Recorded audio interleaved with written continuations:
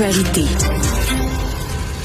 Alexandre Morin-Villouellette, j'en parlais à l'instant, ça vient de tomber. À chaque jour, là, à 3 minutes du début de l'émission, on a comme une nouvelle fracassante. Là, c'est Carl Blackburn qui nous sert la poutine du jour. Oui, parce que Carl Blackburn, qui est arrivé 3e dans la course au leadership, qui avait couronné finalement Pablo Rodriguez, était pressenti là, pour annoncer, lui, aujourd'hui, puis il avait dit qu'il prendrait la parole, était pressenti pour se lancer dans la course à la chefferie. Coup de théâtre, il ne se présente pas finalement.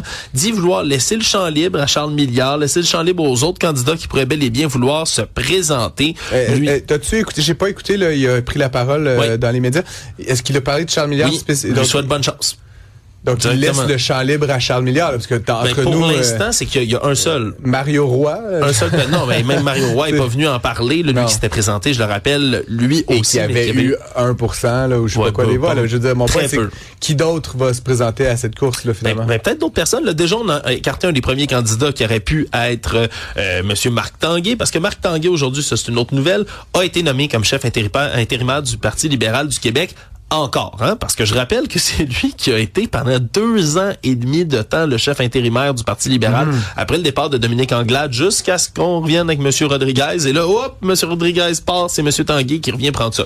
Règle générale, c'est de coutume que l'intérimaire ne se présente pas.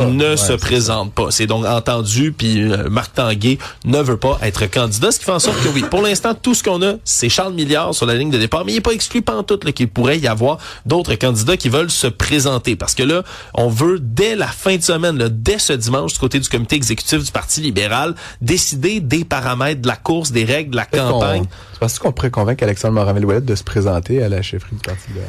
Ah, c'est ça que tu me regardais avec tes petits yeux. Ah.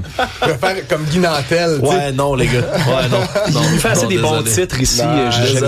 On veut le garder avec nous. C'est par égocentrisme qu'on lui souhaite pas ça, évidemment.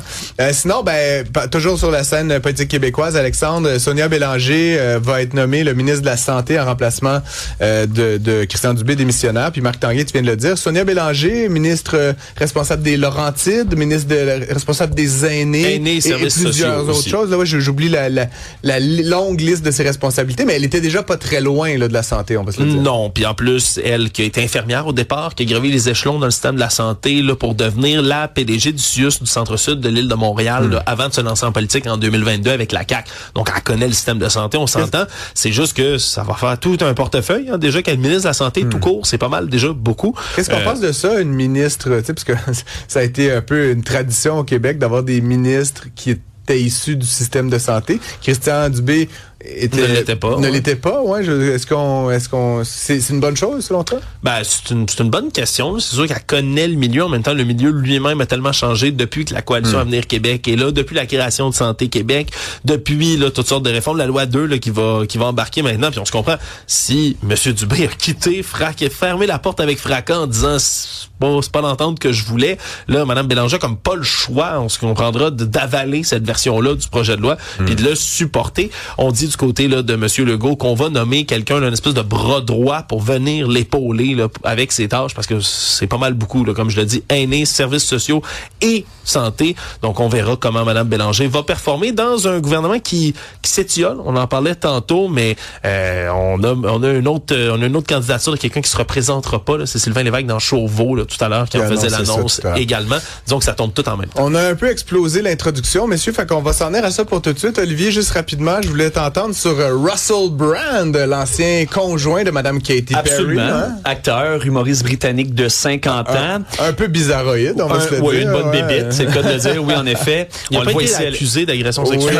Oui, ça va venir. Puis il était un peu conspi sur les limites, là, quand même. C'est ça. Puis là, écoutez, il était dans un spectacle à Phoenix, d'accord? Puis il a commenté la relation entre Katy Perry et Justin Trudeau, bien entendu.